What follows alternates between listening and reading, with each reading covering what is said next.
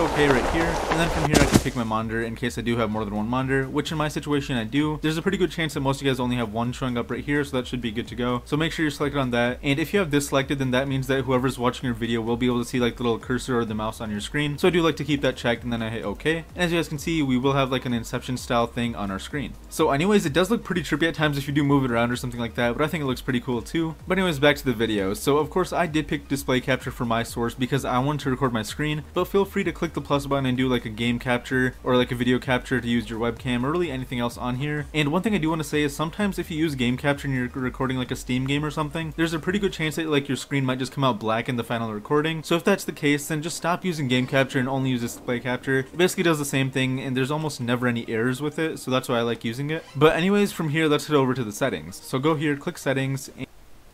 You're a creator, and like most people, often on the go. This means that after uploading a new YouTube video, you're not always in front of a computer. But no matter where you're headed,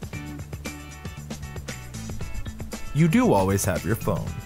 With TubeBuddy Mobile, you can now manage and optimize your YouTube channel anywhere.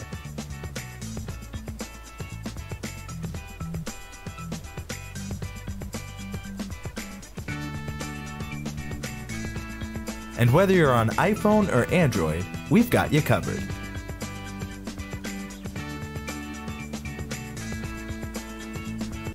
And you should be good to go. So the first tab that you're going to I like to save my recordings to my secondary hard drive so it doesn't clutter up space on my main one. Record on OBS 70 or really anything like that. Go ahead and pick the NVIDIA encoder H.264 option. You can also use the X.264 option, but for this video I'm going to be using the NVIDIA encoder.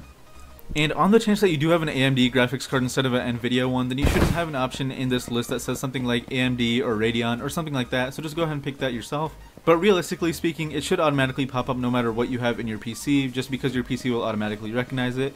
So I went ahead and picked my NVIDIA encoder H.264. For the rescale output, I do like to leave mine unchecked because I don't mess with that, but this is really helpful in case you record in 1080p but you want your video to come out in like 720p or vice versa. It's basically just upscaling and downscaling, so it's not too important for this video.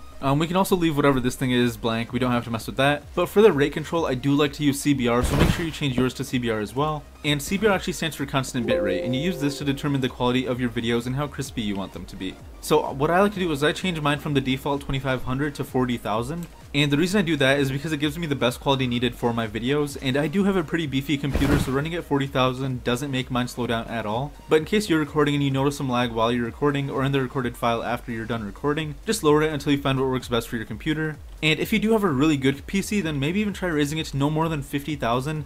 Maybe set 50,000 as your max.